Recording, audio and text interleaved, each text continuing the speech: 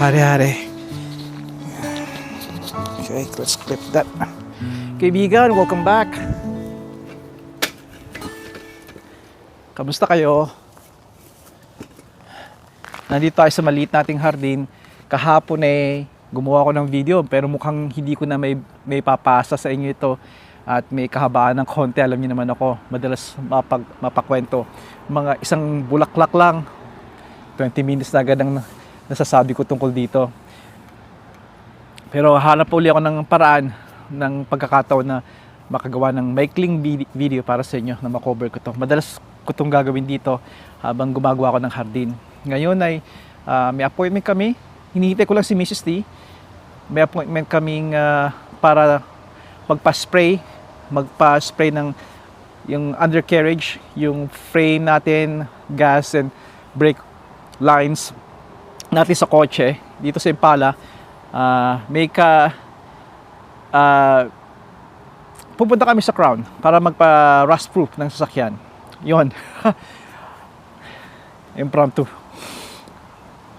Kaya again, may mga videos ako na abangan ninyo tungkol sa napaspray na namin yung Buick Encore. At ito naman susunod si Impala. At ang susunod namang iba ay iba pa namin masakyan tulad ng Honda. Meron kaming 1996 Honda. Ay, kinig ko yung susi ni Mrs. T. Ialis na kami.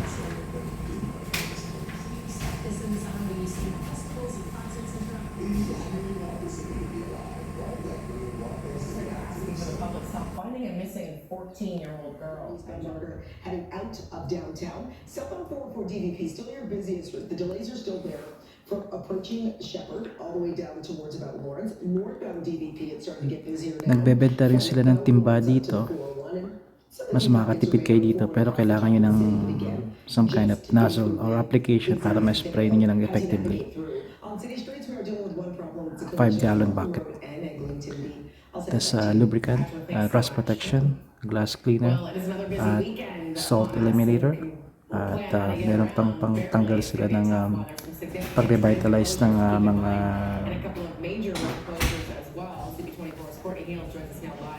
leather and vinyl. Okay, narito ulit tayo sa Crown. Yung ang si Impala ay pinapa-rust proof natin. Every year yung ginagawa namin, ideally, tuwing spring. Alright? Ngayon, nakakuha ako ng, ito yung presyo ng mga nagastos namin. Kumuha na rin ako ng extra sombrero. Makikita nyo ito sa akin from time to time. Kumuha tayo ng rust proof spray. Ito naman ay oil penetrant para sa mga stubborn bolts, rusted bolts at kung ano-ano pa na hindi mo matanggal na nag-bind na yung bakal sa bakal. Typically sa mga stubborn lug bolts, mga tornilyo. Kaya buksan natin. Ito ay $13 ang isang can. Nakuha ko ng lahat katapos na yung mga discounts at mga magagandang deal. $78 ito. Kaya buksan natin.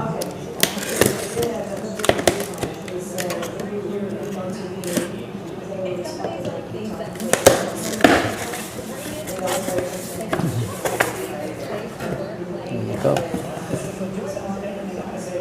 Isang dosena to. Makakatipid lagi tayo kung dosena ang ating bibilhin. Siyempre, mas nakakatipid kung timba.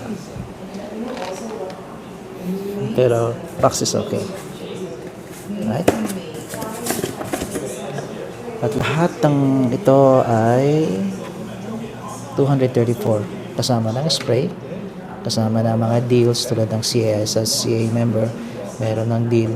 Binigyan na rin ng scratch game, $25 off. At yung magbibigay daw ako ng Google review, they'll give me $5 off.